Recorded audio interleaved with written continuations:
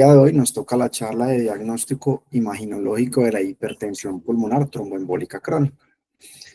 En cuanto a qué sabemos de la hipertensión pulmonar tromboembólica crónica, esta cuenta con una prevalencia más o menos de 3.2 casos por millón de habitantes, tiene una incidencia de 0.9 casos por millón de habitantes por año y va a comprender entre el 3.7% de los casos de hipertensión pulmonar. Estos datos los encontramos en un estudio poblacional estadístico que se realizó en Bogotá, Colombia, en el 2017. No encontré, digamos, como datos más recientes de registros epidemiológicos de nuestra región. Y se describe que solo más o menos entre el 0.5 al 2% de los pacientes con un TEP agudo van a desarrollar hipertensión pulmonar tromboembólica crónica. En cuanto al pronóstico de la enfermedad, vamos a remitir a este estudio. Esto es una gran cohorte que se hizo en el Reino Unido y eran pacientes de los cuales se sospechaba hipertensión pulmonar. Se tuvieron 1.300, casi 1.400 pacientes, de los cuales se le hizo un diagnóstico de nuevo por cateterismo derecho y estudios imaginológicos, y se les hizo un seguimiento a 2.9 años. ¿Y qué se encontró? Como vemos acá en la imagen, la supervivencia específicamente, hablando de la hipertensión pulmonar tromboembólica crónica, fue del 71%, por lo tanto no es una enfermedad que sea inocua ni benigna.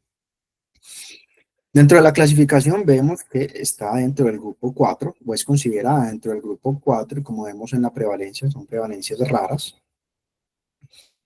Como se mencionó previamente, la probabilidad de que un paciente con embolia pulmonar presente una hipertensión pulmonar tromboembólica crónica es baja, y no todos los pacientes van a requerir un seguimiento más estrecho, sino los pacientes con una mayor probabilidad de presentarla.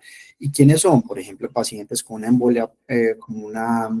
embolia pulmonar previa, que es el factor de riesgo que más se ha asociado con hipertensión pulmonar tromboembólica crónica. Luego están los pacientes jóvenes, que se genera un gran defecto de llenado, y por último los pacientes con una embolia pulmonar idiopática a la presentación por el alto riesgo de recurrencia que tienen. Mirando la presentación clínica, vamos a ver que los síntomas iniciales pueden ser disnea, fatiga, debilidad, angina, inclusive síncope. Los síntomas, digamos, cuando evolucionan a lo largo del tiempo, pueden ocurrir inclusive en reposo, y también se describen síntomas, por ejemplo, como disfonía, dolor torácico, infecciones recurrentes. Esto es más que todo por un efecto compresivo de la dilatación de la arteria pulmonar, y se comprimen estructuras adyacentes. Cuando vemos la prevalencia de los síntomas, los más frecuentes son la disnea con el ejercicio y la fatiga, pero son síntomas, como vemos, muy inespecíficos que pueden ser explicados por un sinfín de etiologías. Por esto, se debe hacer un adecuado abordaje clínico desde una buena anamnesis, un examen físico y además los estudios pertinentes para determinar la probabilidad de hipertensión pulmonar. Entonces, teniendo una probabilidad pretest a la hora de realizar el abordaje diagnóstico, en este caso, por ejemplo, si sospechamos que mi paciente pueda tener una hipertensión pulmonar tromboembólica crónica, ¿qué nos dicen las guías y las recomendaciones? Primero, se realiza un ecocardiograma transtorácicos. Si se encuentran hallazgos que orientan una probabilidad intermedia o alta de hipertensión pulmonar, se realiza una gamografía con ventilación perfusión, y si hay hallazgos que sugieran enfermedad tromboembólica crónica, se realiza un angiotac. Y según el compromiso anatómico, determinar si requiere alguna intervención quirúrgica, intervención endovascular o únicamente manejo médico. Tenemos diferentes y manejo médico, ¿cierto? Pero el día de hoy únicamente vamos a hablar de los métodos diagnósticos utilizados como en esta entidad. Entonces vamos a ver que tenemos diferentes imágenes en hipertensión pulmonar tromboembólica crónica: la ecocardiografía, la gamografía con ventilación perfusión, el angiotac, la resonancia y la arteriografía pulmonar. Estas imágenes nos van a servir tanto para confirmar el diagnóstico, establecer la extensión, la distribución, la gravedad, estimar la función del ventrículo derecho y además determinar, junto con otros factores clínicos y el paciente, la viabilidad de realizar intervenciones o no, ¿cierto? Vamos a empezar con la ecocardiografía. Es la técnica de imagen preferida para la detección inicial y el seguimiento de pacientes con sospecha de hipertensión pulmonar primero, debido a que no es invasiva y además tiene una amplia disponibilidad en el medio. Sin embargo, no es suficiente para confirmar la hipertensión pulmonar tromboembólica crónica y debe complementarse con un estudio definitivo que documente alteración en la perfusión de la vasculatura pulmonar. Se utiliza principalmente para determinar diagnósticos diferenciales, por ejemplo, pacientes con disfunción ventricular izquierda, valvulopatías que puedan tener otras causas de hipertensión pulmonar. La ecocardiografía es útil para evaluar la probabilidad de hipertensión pulmonar. La consideración es que puede excluir pacientes que tengan de base una embolia pulmonar, pero que no se documente en la ecocardiografía de hipertensión pulmonar, y se han descrito múltiples hallazgos que sugieren hipertensión pulmonar en la ecocardiografía, como son la relación del ventrículo derecho al ventrículo izquierdo más de 1, una relación del TAPSE con la presión de la arteria pulmonar menos de 0,5, diámetro de la pulmonar más de 25, una vena cava dilatada, una aurícula derecha dilatada más de 18 centímetros, y el hallazgo que se ha descrito que tiene mayor, digamos, mayor mayor riesgo de predecir hipertensión pulmonar es la velocidad de regurgitación tricuspidia. Sin embargo, la presencia o ausencia de hipertensión pulmonar no debería solamente apoyarse de esta imagen únicamente, ya que requiere una sumatoria ecocardiográfica para el diagnóstico de hipertensión pulmonar. Por lo que si yo tengo digamos, valores que ahorita los vamos a ver por encima de 2,8, me orienta a que haya aumento de o una probabilidad mayor de hipertensión pulmonar, pero si no la tengo, no la descarta. Cabe destacar que, digamos que un diagnóstico previo de tromboembolia venosa tiene una baja sensibilidad para desarrollar hipertensión pulmonar tromboembólica crónica, como ya lo hemos mencionado. Inclusive ya muchos pacientes diagnosticados con hipertensión pulmonar tromboembólica crónica a menudo nunca presentan una embolia pulmonar y nunca presentan una trombosis venosa profunda que ya hayan documentado clínica y paraclínicamente. De hecho, digamos, las directrices de la Sociedad Europea Respiratoria y la Sociedad Europea de Cardiología no recomiendan hacer tamizaje en todos los pacientes, sino en ciertos grupos de riesgo, en particular con un seguimiento ecocardiográfico de 3 a 6 meses. ¿Y quiénes son? Son esos pacientes que tienen hipertensión pulmonar o disfunción ventricular derecha en el momento del diagnóstico de tromboembolia pulmonar, pacientes con un gran defecto perfusorio, pacientes con embolia pulmonar idiopática, pacientes con embolia pulmonar recurrente. Por lo tanto, al interpretarse los datos del ecocardiograma en el contexto clínico, esta probabilidad puede utilizarse para decir la necesidad de realizar más estudios. Por ejemplo, en este caso, vemos el algoritmo diagnóstico que nos da la última guía de hipertensión pulmonar del 2022. Esta utiliza la velocidad de regurgitación tricuspidia con un punto de corte de 2,8, donde los valores por debajo de 2,8 metros por segundo son considerados baja probabilidad, pero si el paciente tiene signos ecocardiográficos, o sea, tiene otros signos ecocardiográficos de hipertensión que sugieran una probabilidad de hipertensión pulmonar, por lo tanto, no se queda como baja probabilidad, sino que pasa a una probabilidad intermedia, y viceversa, si yo tengo, digamos, una velocidad de regurgitación tricuspidia entre 2,9 a 3,4 y tengo tengo otros hallazgos que me sugieren hipertensión pulmonar. Eso es una sumatoria y por lo tanto van a tener una alta probabilidad de hipertensión pulmonar, y en estos dos casos van a requerir estudios adicionales para determinar si estamos frente a efectos perfusorios que documenten hipertensión pulmonar tromboembólica crónica, ¿cierto? Entonces, la gammagrafía con ventilación perfusión es otro estudio que utilizamos y que está recomendado como tamizaje en la hipertensión pulmonar. Este consta de dos porciones. La primera es la ventilación, donde existen dos tipos de radiofármacos para la ventilación. Están los aerosoles y los gases inertes, y existen diferentes tipos de agentes en la ventilación con vida media que pueden ser muy variables, entre 13 segundos hasta 6 horas. Y el aerosol se administra mediante una boquilla. Se le dice al paciente que realice una respiración profunda y digamos una respiración tial, preferiblemente con el paciente en posición vertical. Luego lo que se hace es que se realizan diferentes proyecciones planares, entonces anterior, posterior, lateral, derecha y lateral izquierda, oblicua anterior y posterior, tanto derecho como izquierdo. Entonces, el segundo componente es la perfusión y se utiliza el tecnesio 99 con una albúmina que es macroagregada como marcador, ¿cierto? Se administra por vía intravenosa y más o menos se va administrando diciéndole al paciente que realice 4 ciclos o 5 ciclos respiratorios. Tiene una vida media más o menos de 1,5 a 3 horas y se realizan las mismas proyecciones y se determina si existen defectos de llenado en el parénquima pulmonar.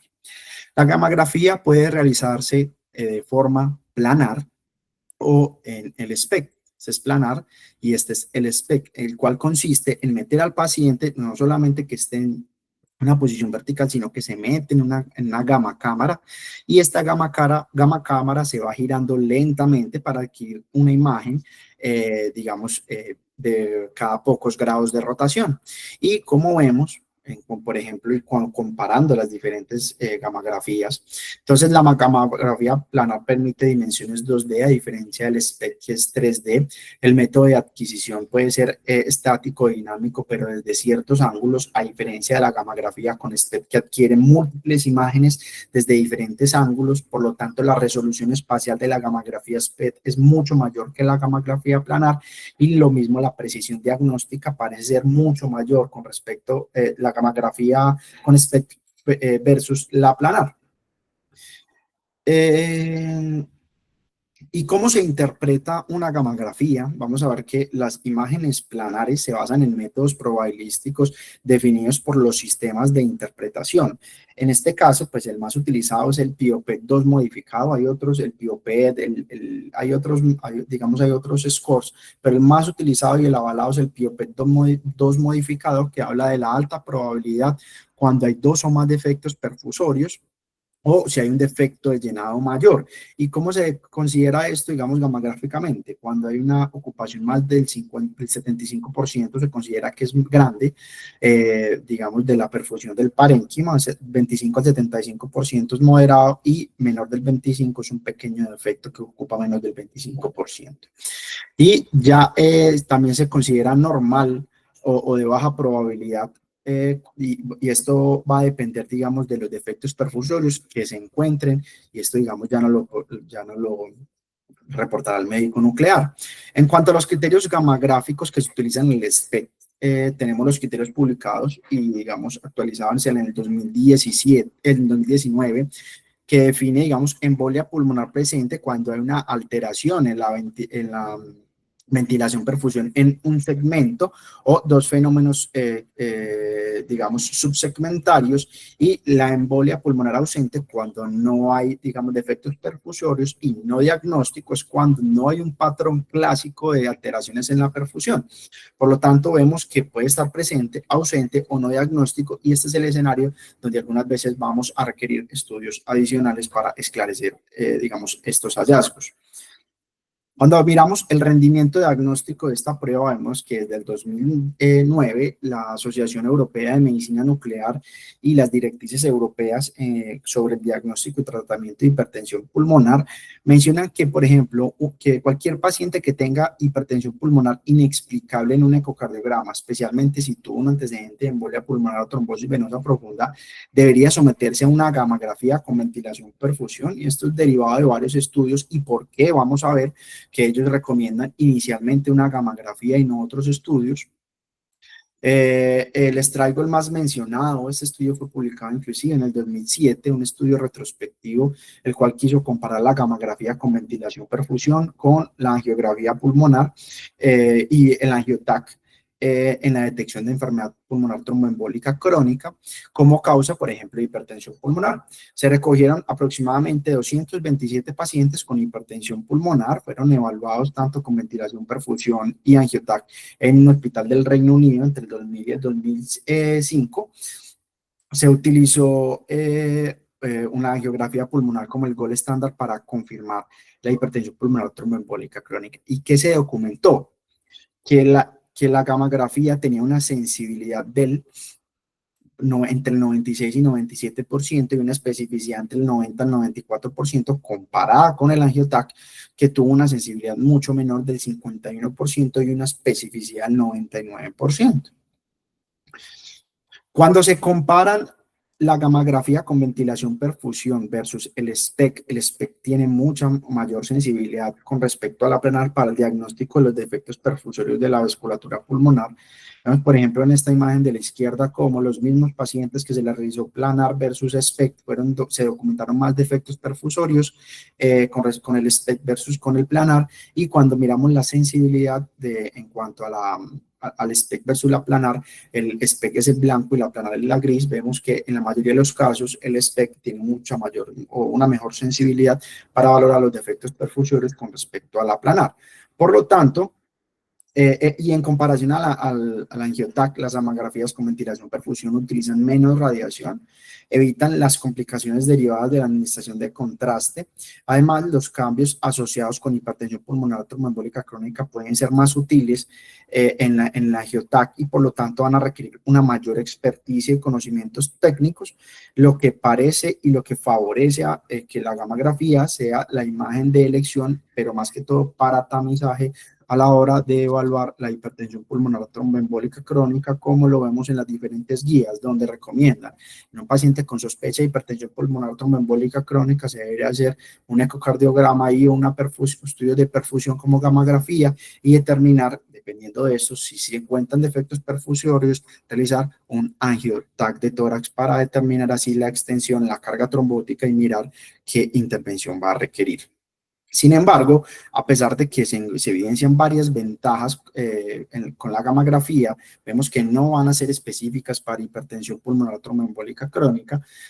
Por esta razón, los pacientes con alta probabilidad preclínica de hipertensión pulmonar, donde se realiza una ventilación perfusión que reporta una baja probabilidad para embolia pulmonar, no debe ser suficiente para excluir el diagnóstico de hipertensión pulmonar, y van a requerir otra imagen para corroborar estos hallazgos. Eso se atribuye principalmente a los resultados falsos negativos que se observan en estos pacientes, que tiene que ver principalmente con recanalización de los trombos crónicos y las colaterales asociadas, haciendo, digamos, que en la gammagrafía no se va a documentar como esos defectos perfusorios. Y también los pacientes con defectos muy distales, como son los subsegmentarios, pero muy distales, no van a ser captados por la gammagrafía. Por el contrario, se puede observar resultados falsos positivos en la gammagrafía, que son, por ejemplo, pacientes con vasculitis, el sarcoma de la arteria pulmonar, mediastinitis fibrosante, compresión extrínseca de la vasculatura pulmonar por alguna masa tumoral, adenopatía, etcétera, ya que pueden producir, digamos, grandes defectos perfusorios sin necesariamente tener un evento tromboembólico. Además, se debe tener la consideración de que es un estudio el cual no es ampliamente disponible, requiere, digamos, preparación, requiere un sitio en particular para la realización. El papel de la resonancia magnética, que es otra de las imágenes que se han utilizado en hipertensión pulmonar tromboembólica crónica, está evolucionando, y la promesa o lo que se hablaba en cuanto a la resonancia magnética reside en que permite diagnosticar tanto las tromboembolias pulmonares agudas o crónicas, la presencia y la gravedad de hipertensión pulmonar, e inclusive puede determinar, sumado, digamos, como a una secuencia que es la cardioresonancia, la disfunción ventricular derecha y diferentes hallazgos que nos puedan caracterizar bien lo que es tanto la estructurabilidad como la funcionalidad del corazón. Y la principal ventaja es que es también, digamos, con todo lo mencionado, el paciente no se expone a radiación ni a contraste neurotóxico. Pero a pesar de estos beneficios, el uso de la resonancia en la evaluación de pacientes con sospecha de hipertensión pulmonar tromboembólica crónica aún no es una práctica común, y para determinar el rendimiento del diagnóstico se han realizado varios estudios. Aquí les traigo uno que quería evaluar la técnica, digamos, la angioresonancia en hipertensión pulmonar tromboembólica crónica comparado con la angiotac y la arteriografía. Eso fue un estudio de 24 pacientes con hipertensión pulmonar tromboembólica crónica, que se le realizó este tipo de imágenes en un periodo de 3 días, y se evaluaron los cambios vasculares en las arterias pulmonares. ¿Y qué se encontró? Que la angioresonancia, como lo vemos acá, tuvo una sensibilidad del 83% y una especificidad del 89%, del 98%, perdón, para el compromiso lobar, pero el segmentario tuvo una sensibilidad del 87% y una especificidad del 98%, comparado, por ejemplo, con el angiotac, que tuvo una sensibilidad y especificidad del 100% en el compromiso lobar, y 100% y 99% para el compromiso segmentario. Acá les traigo otro estudio, esto es mucho más reciente, es el registro ASPIRE, que tuvo como objetivo evaluar la utilidad diagnóstica de la resonancia con perfusión pulmonar en comparación con la gamografía de perfusión y el angiotac en pacientes con hipertensión pulmonar. Aquí se recolectaron 132 pacientes con sospecha de hipertensión pulmonar tromboembólica crónica digamos, se sometieron a realizar estas tres imágenes sumado a un cateterismo derecho. ¿Y qué se encontró? Que la resonancia magnética tuvo una sensibilidad del 97%, una especificidad del 92%, con hallazgos muy similares comparados con el angiotac y la gamografía. Entonces, teniendo en cuenta lo mencionado, el papel de la resonancia sigue en estudio. Por su sensibilidad variable no se ha considerado como un estudio prequirúrgico. Además, tiene baja sensibilidad para determinar el compromiso subsegmentario distal, teniendo una consideración adicional, y es que este tipo de imágenes cada vez se están perfeccionando y mejorando tanto los protocolos como la calidad de la imagen. Cambiando hacia, digamos, otro tipo de imagen, la angiografía pulmonar sigue siendo el método de referencia tanto para el diagnóstico de la hipertensión pulmonar, dado principalmente porque me permite determinar las variables hemodinámicas y además, en ciertos casos, se permite la visualización de eventos tromboembólicos en los lechos pulmonares. Las variables hemodinámicas que uno puede determinar son la presión de la arteria pulmonar, la presión de la aurícula derecha, la cuña, la presión del ventrículo derecho, la resistencia vascular, entre otras variables. Hablando específicamente de las variables hemodinámicas en el diagnóstico de hipertensión pulmonar, este diagnóstico se realiza como si tuviera un patrón de una hipertensión pulmonar precapilar, que es una hipertensión pulmonar con presión arterial media mayor de 20 milímetros de mercurio, con una cuña menor de 15 y una resistencia vascular pulmonar mayor de 2, sumado a un defecto de llenado en la circulación pulmonar. La consideración adicional en este estudio es, y digamos como en esta condición de hipertensión pulmonar, es que muchos pacientes pueden tener múltiples condiciones y patologías que pueden favorecer, digamos, diferentes variables hemodinámicas, y por lo tanto, el paciente que tenga una hipertensión pulmonar tromboembólica crónica también puede tener una hipertensión del grupo 2 en este caso orientaría, digamos, hacia un patrón mixto. Entonces, existen muchos patrones dependiendo de la probabilidad clínica que yo encuentre en los pacientes, y por lo tanto hay que saberlo interpretar, que algunas veces, digamos, es un reto diagnóstico. Y en cuanto a los hallazgos en la angiografía, que son hallazgos imagenológicos que se pueden encontrar, vamos a ver, por ejemplo, debido a que la remodelación y recanalización generada por los trombos, vamos a encontrar ciertas características como, por ejemplo, el estrechamiento de la rama principal vascular, como lo vemos aquí en esta imagen. También vamos a ver amputación, en este caso de ramas subsegmentarias, y las bandas o trayectos tortuosos de los cuales se administra el contraste, y vemos que si bien llena bien esta rama no llena bien, y vemos, digamos, ciertas áreas blancas que es de los cuales hablan de restos de material trombótico en su interior. Este proceso, digamos, de correlación de las alteraciones hemodinámicas con la evidencia radiográfica de la carga tumoral va a ser esencial para determinar qué tipo de intervención yo voy a realizar, además el riesgo de cualquier intervención, porque por lo que vamos a ver que, por ejemplo, obstrucciones proximales, estas que son entre 10 a 40, compromiso de vasos de entre 10 a 40 milímetros, estos van a ser candidatos a tromboendarterectomía. Si el compromiso es un poco más distal, entre 2 a 10 o inclusive hasta 0.5, se puede considerar la realización de estudios de procedimientos endovasculares como son la angioplastia, inclusive con balón, y digamos cuando ya tengo compromiso mucho más distal o de la microcirculación, que eso es por debajo de 0.5 milímetros, en este caso ya no se realiza ningún procedimiento endovascular, sino que se utiliza tratamiento médico de la hipertensión pulmonar. Podemos ver dos casos donde juega un papel importante esta correlación de las variables hemodinámicas con la sospecha diagnóstica, y va a ser, por ejemplo, el primero, que son pacientes con una resistencia vascular pulmonar excesivamente alta en comparación, digamos, con un defecto obstructivo. Entonces están esos pacientes que tienen un pequeño defecto obstructivo distal, pero yo tengo resistencias vasculares pulmonares con valores muy altos. Esto me obliga a pensar que no es explicado por la hipertensión pulmonar tromboembólica crónica, sino que hay un hallazgo o hay otro factor que me suma, hay una hipertensión pulmonar diferente al del grupo 4 que requiere ser estudiado. Y el segundo es que, por ejemplo, resistencias vasculares pulmonares muy elevadas van a conllevar y se asocian con mayor riesgo quirúrgico, por lo tanto es tan importante digamos, esta modalidad diagnóstica, tanto valga la redundancia, para el diagnóstico como el pronóstico de la enfermedad.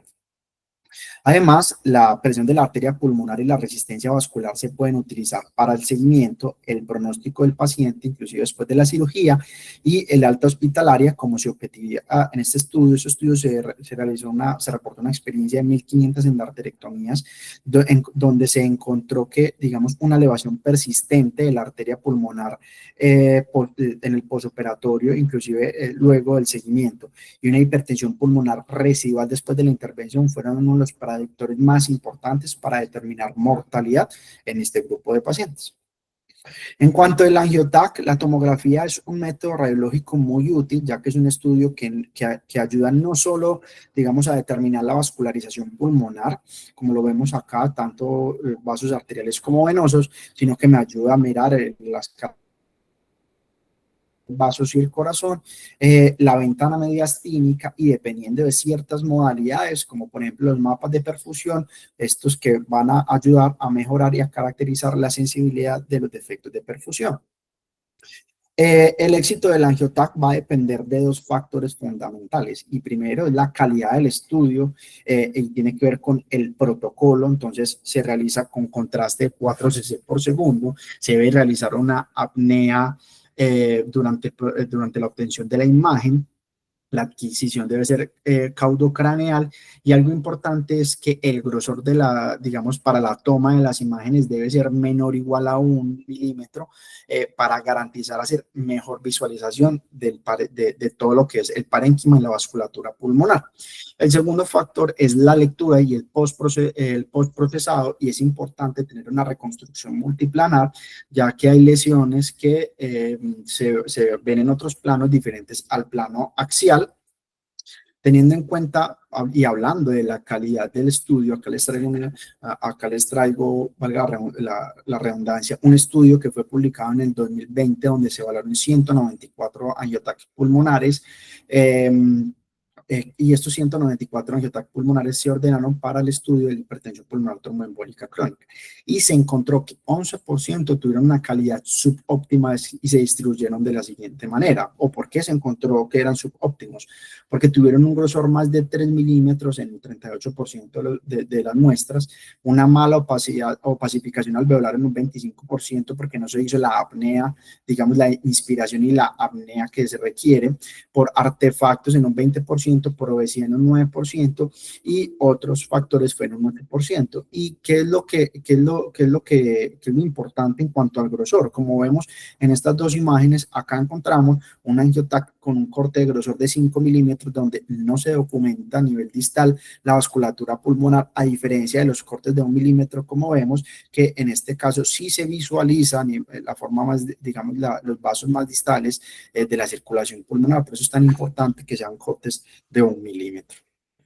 En cuanto a la lectura de la imagen, los radiólogos deben estar, digamos, entrenados para documentar esta patología, ya que pueden pasar por alto diferentes hallazgos que le puedan a uno como sugerirlo, ¿cierto?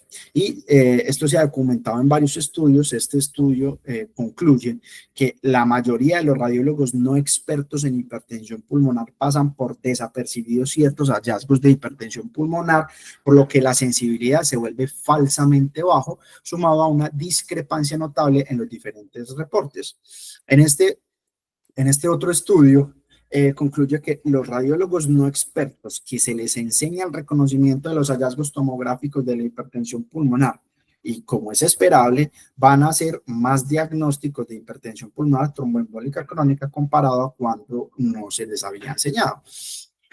¿Y qué hallazgos puede encontrar uno en la embolia pulmonar del angioTAC? Vemos, por ejemplo, cuando los trombos se endotelializan, estos se van a adherir a digamos, como a la pared del vaso y van a formar un ángulo que es un ángulo obtuso, lo que nos dice que, que estamos frente, digamos, a un trombo que no es agudo. La consideración de este hallazgo es que no sabemos si este trombo está hace un mes o hasta hace 3 años, en cuanto pues, o hablando principalmente únicamente del ángulo obtuso. Pero eso sí, por ejemplo, cuando encontramos la presencia de membranas o bandas interarteriales, que son fenómenos de recanalización parcial, son altamente sugestivos de cambios postrombóticos parcialmente recanalizados de la circulación pulmonar.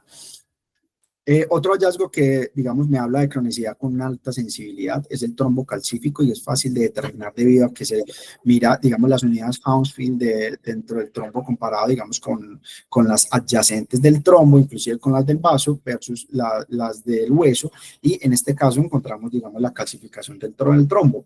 Otro hallazgo importante es la atrofia del vaso, como lo vemos acá ocluido, ya que este hallazgo tiene una alta probabilidad de que sean cambios postrombóticos diferentes, por ejemplo, hallazgos de, por ejemplo, un sarcoma de la vena de la arteria pulmonar, donde en vez de generar esta atrofia del vaso, generas un engrosamiento y dilatación del mismo. En cuanto a la circulación colateral, vamos a ver, por ejemplo, en este caso que se describen también, digamos, que hay colateralidad de los vasos bronquiales, inclusive también se describe que puede haber colateral desde los vasos abdominales hacia la circulación pulmonar. En cuanto a los hallazgos del parénquima, vemos, por ejemplo, en este caso, mosaicos de atenuación, donde las áreas que son blancas son áreas que son hiperperfundidas, pero las áreas más negras me hablan de zonas de hipoperfusión. En este caso, pueden estar asociados con fenómenos tromboembólicos. También se pueden ver bandas subpleurales que pueden ser cicatrices o secuelas de infartos pulmonares.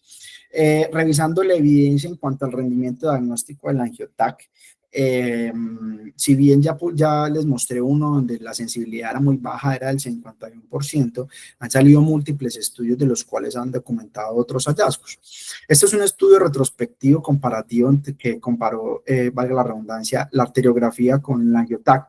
Fue publicado en el 2009 en 27 pacientes con sospecha de hipertensión pulmonar tromboembólica crónica y se compararon imágenes de 54 arterias principales, 162 lobares y 540 segmentarias.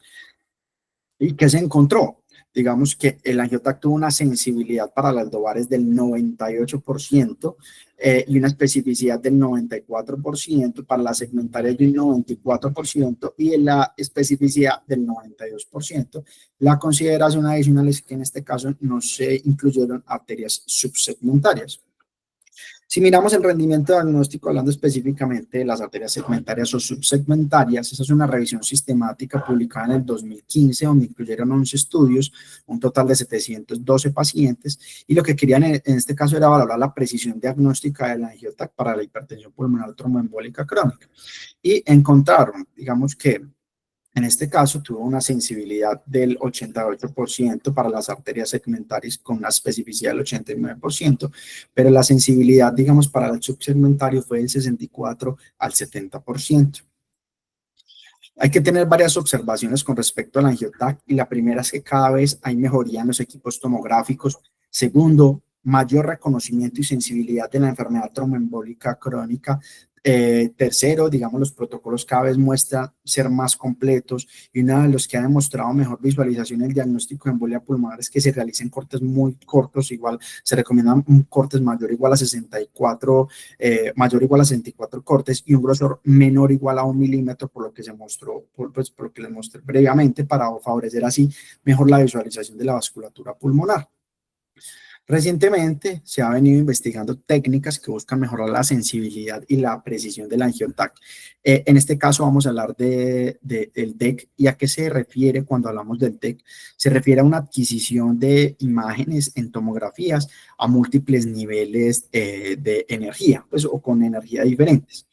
En la práctica, esto implica que la adquisición de 2 niveles de energía, por lo que se denomina comúnmente la tomografía de energía dual o el Dual Energy Computed Tomography.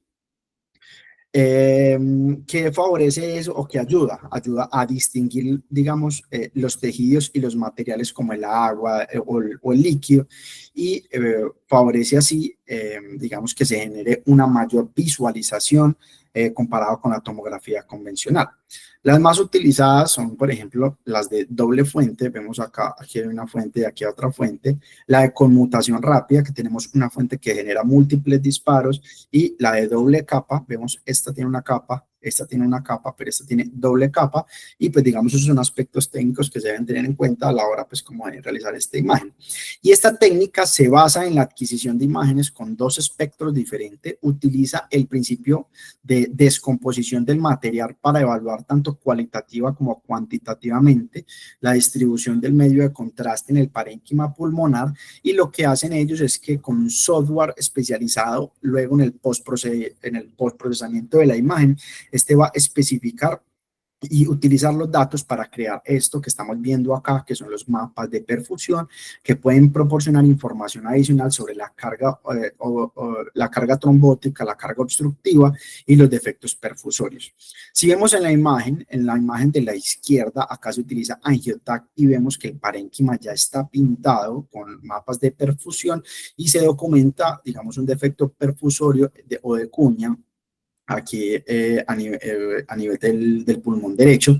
Cuando sustraemos las imágenes del angioTAC y solamente dejamos las imágenes de perfusión sin contraste, encontramos esta imagen se ve mucho mejor y permite visualizar, digamos, de una manera más clara ese defecto perfusorio. Estos mapas, digamos, de volumen pulmonar van a digamos, proporcionan una visualización de la perfusión pulmonar similar a la gammagrafía con ventilación perfusión o en este caso, digamos, como al SPEC, lo que mejora aún más la precisión diagnóstica. Y como vemos en este ejemplo, en la imagen A, muestra un defecto de llenado periférico, digamos, de la arteria para el lóbulo superior derecho, con un defecto de perfusión en cuña, digamos, como lo vemos ahí. Y cuando miramos en las imágenes de perfusión, vemos que se genera, hay, digamos, como un mapa de colores variables donde específicamente se genera la obstrucción, está en color azul, y eso significa que hay ausencia de perfusión en este sitio, tanto en el corte coronal como en el corte axial como en el corte coronal. Eh, Además, digamos, en esta imagen detectan diferentes los niveles de perfusión a nivel subsegmentario. Vemos un protocolo de código color basado principalmente en las concentraciones del yodo administrado como contraste, y que vemos que digamos que el color azul muestra los vasos perfundidos o los vasos que tienen yodo, y los vasos de color rojo son los vasos donde no entra el yodo y se ve reflejado probablemente por ausencia del mismo por un trombo asociado. Y dentro de las aplicaciones clínicas de esta modalidad de imagen tiene un papel tanto en el TEP agudo como en el crónico, en hipertensión pulmonar y en otras patologías como por ejemplo neoplasias, vasculitis, enfermedades congénitas, entre otras. Hablando, digamos, específicamente de la hipertensión pulmonar tromboembólica crónica, el TEC nos ayuda para determinar los defectos perfusorios, ya por ejemplo, ya como se los mostré, sea de gran o pequeño tamaño, de efectos proximales, incluso subsegmentarios, con utilidades. Vamos a ver que también nos permite el diagnóstico, mirar la gravedad y la extensión del trombo, si requieren o no alguna intervención, y monitorización de la respuesta luego de la intervención. Y buscando el rendimiento del diagnóstico de este método radiológico, les traigo un estudio que tenía como objeto evaluar la viabilidad y utilidad diagnóstica en las imágenes de volumen de perfusión pulmonar obtenidas mediante el TEC, comparándolas con la gammagrafía de perfusión pulmonar en pacientes con hipertensión pulmonar tromboembólica crónica. Este estudio fue un estudio observacional retrospectivo, se realizó entre el 2008 y el 2009, se publicó en el 2011, con 51 pacientes con diagnóstico de hipertensión pulmonar tromboembólica crónica, y lo que querían ellos era comparar la precisión diagnóstica del TEC versus la gammagrafía. Considerando que este estudio, la gammagrafía de ventilación perfusión, se consideró como el gold estándar, el TEC mostró una sensibilidad del 96% y una especificidad baja del 76%, y detectó defectos de llenado de perfusión en segmentos donde digamos, la AngioTAC convencional no mostró anomalías. y una posible relación de la disminución de estas especificidades que los artefactos de los medios de contraste de alta densidad pueden generar en este grupo de imágenes o en este conjunto de imágenes falsos positivos. Y algo importante que eso digamos, como no se alcanzó a evidenciar en 8.6% de segmentos pulmonares la vasculatura por medio de esta imagen. Entonces, ellos dicen que una de las limitaciones es digamos, como el riesgo de generar artefactos que no permita documentar la vasculatura pulmonar, principalmente la distal. Pero estudios más recientes, este fue publicado en el 2023, el cual tenía como objetivo comparar la precisión diagnóstica del DEC versus la gamografía con ventilación perfusión SPECT, utilizando pues, una arteriografía. Aquí fue un estudio que incluyeron 28 pacientes con sospecha de hipertensión pulmonar tromboembólica crónica, y ¿qué fue lo que encontraron? Que el DEC tuvo mayor precisión, como lo vemos acá, casi el 89%, comparado, digamos, como la gamografía, que fue el 80%, y hablando de la sensibilidad y especificidad, encontraron que el DEC tenía mayor sensibilidad que la gamografía con ventilación perfusión y una especificidad mucho mayor que la gamografía con ventilación perfusión. Y esto es debido a que se utilizaron, bueno, y algo importante es que en cuanto a la radiación, esto fue significativamente menor en el DEC debido a que se utilizaron protocolos de baja radiación comparado, digamos, con la gamografía SPECT. Y esto es debido a que se utilizaron equipos donde se realizaron digamos, cortes de 64 más y un grosor menor o igual a 1 milímetro, garantizando así una mejor visualización de las estructuras vasculares.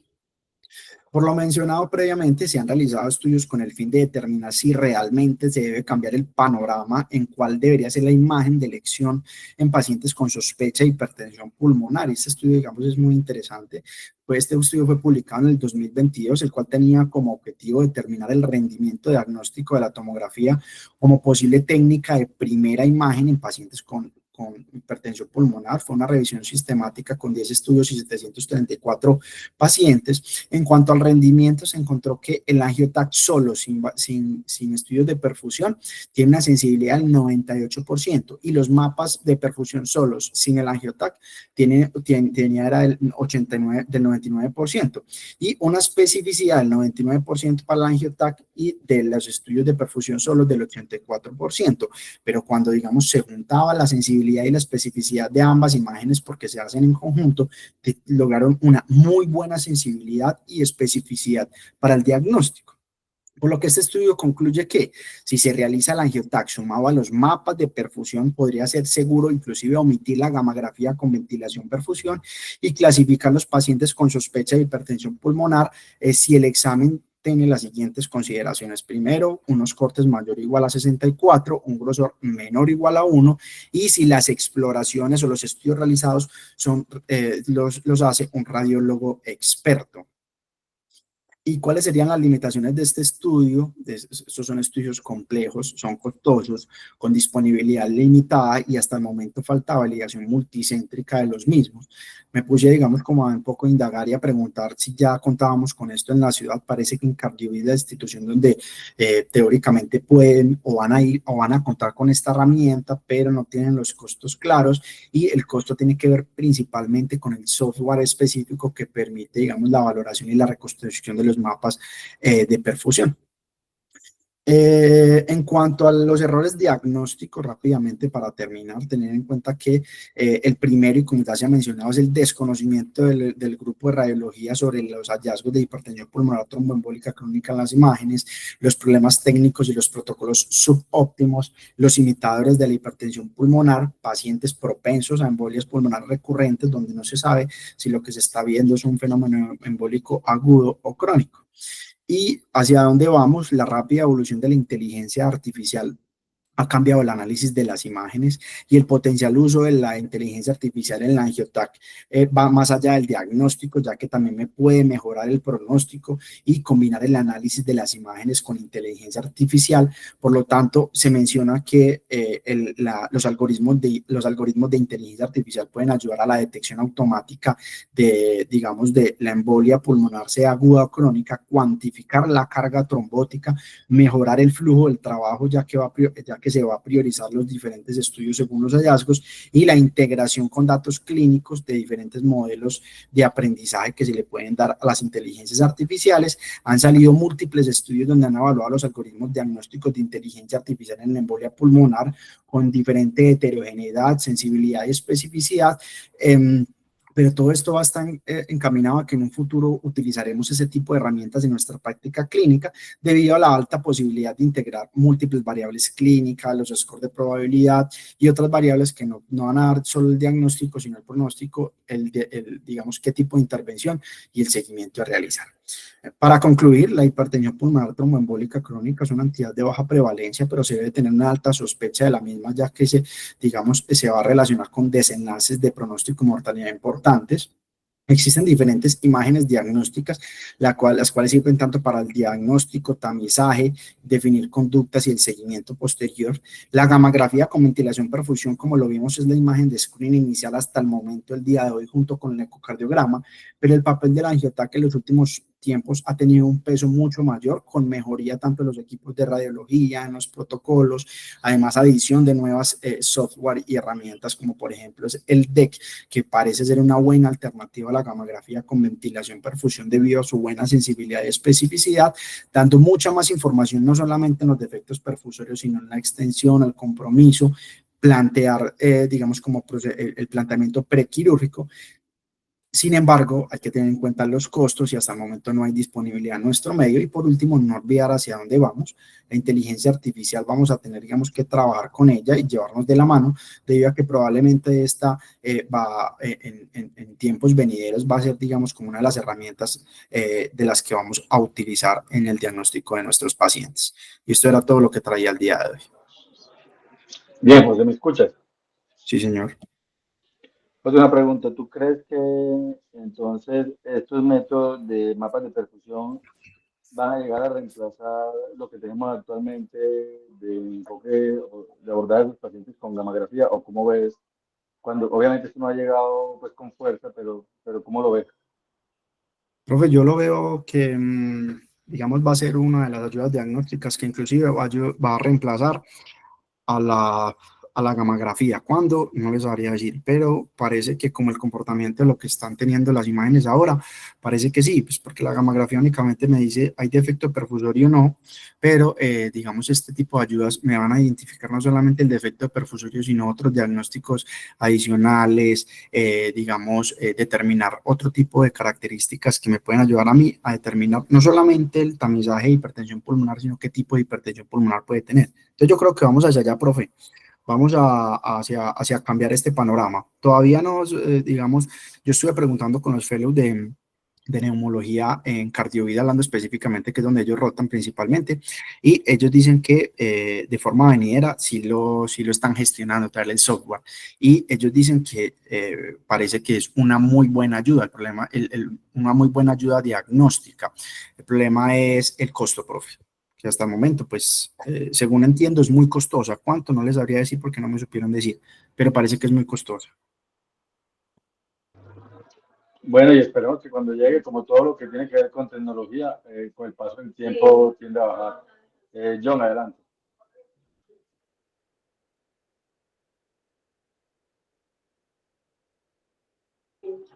John, no te estamos escuchando, de pronto tiene el micrófono apagado. Sí, ya me escuchan. José, muy buena la exposición, muy didáctica, muy bien presentada, muy actualizada. Ve, yo tengo una pregunta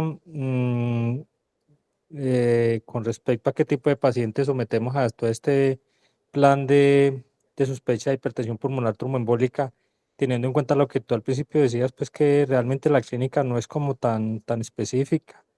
Tenemos la disnea, la fatigabilidad, pues que lo pueden presentar muchos pacientes por otras múltiples causas que no sean hipertensión pulmonar. Entonces, ¿qué tipo de pacientes específicos empezarías tú como a pensar que tienen una hipertensión pulmonar tromboembólica crónica para someterlos, pues por lo menos a los estudios de screening inicial con el fin de diagnosticar pues esta condición o esta patología? Claro que sí, profe. Como se mencionó, digamos, en la charla, no todos los pacientes se someten, sino que, digamos, hay unos pacientes que tienen alta probabilidad de presentarlo. Entonces eran pacientes que tuvieran hipertensión pulmonar en el momento del diagnóstico de la embolia pulmonar aguda o que tuvieran disfunción del ventrículo derecho asociada, esos pacientes que tengan una embolia pulmonar recurrente, los pacientes que luego del evento tromboembólico, digamos a los 3 a 6 meses, empiecen con sintomatología de disnea, deterioro de la clase funcional. Este tipo de pacientes, digamos, serían los candidatos a estudiar la hipertensión pulmonar tromboembólica crónica. Pero digamos, en general, en el abordaje de la hipertensión pulmonar, el algoritmo es el siguiente. Yo sospecho hipertensión pulmonar. La primera imagen hasta el momento que recomiendo es el ecocardiograma, ya que el ecocardiograma me permite determinar estructurabilidad, funcionabilidad del corazón, que sigamos, recordamos, la principal causa de hipertensión pulmonar tromboembólica es la del grupo 2, o sea, la disfunción de la bomba izquierda. Entonces, en ese orden de ideas, yo tengo un paciente con sospecha de hipertensión pulmonar, le hago el ecocardiograma no me muestra hallazgos de valvulopatía, de disfunción del ventrículo, sino que dice tiene una alta o una intermedia o alta probabilidad de hipertensión pulmonar. Ahora sí yo abro el espectro del abanico diagnóstico, entonces ahí ya sí yo le hago una gammagrafía para ver si estamos frente a un paciente con una hipertensión pulmonar tromboembólica crónica, ya que si bien los pacientes que estos pacientes, digamos, que mencioné previamente, tienen riesgo, la mayoría de los pacientes con hipertensión pulmonar tromboembólica crónica son asintomáticos y no han tenido ni una embolia pulmonar aguda ni una trombosis venosa profunda. Entonces, en ese orden de ideas se realiza la gammagrafía con ventilación perfusión. ¿Y por qué se hace esto? Porque estos pacientes son los, digamos, de los pocos pacientes que pueden ser candidatos a una intervención dependiendo del compromiso, si es proximal o medio, de las ramas, si son lobares, segmentarias, inclusive hasta 0.5 milímetros, donde se puede hacer una intervención y mejorar así el pronóstico. Por eso este tipo de pacientes, por eso los pacientes con hipertensión pulmonar que no se, digamos, determine disfunción del ventrículo, no tiene, digamos, la del grupo 3, que no tiene factores de riesgo de POC, no tiene neumopatía, no tiene otras cosas, en ese orden de ideas sí se debe realizar estos estudios, profe.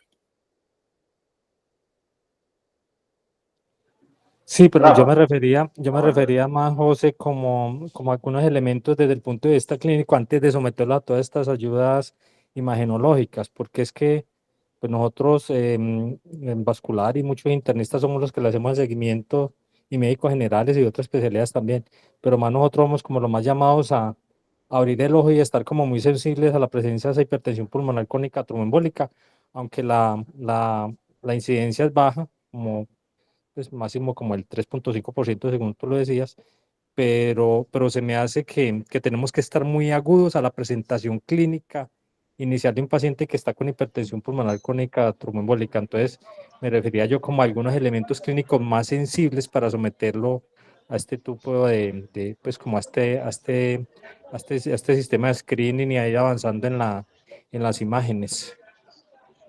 Claro, profe, sino que es que este sistema de screening no es solo para hipertensión pulmonar tromboembólica crónica, sino para hipertensión pulmonar como tal. O sea, este screening que yo mostré no es para hipertensión pulmonar tromboembólica específicamente, sino para hipertensión pulmonar.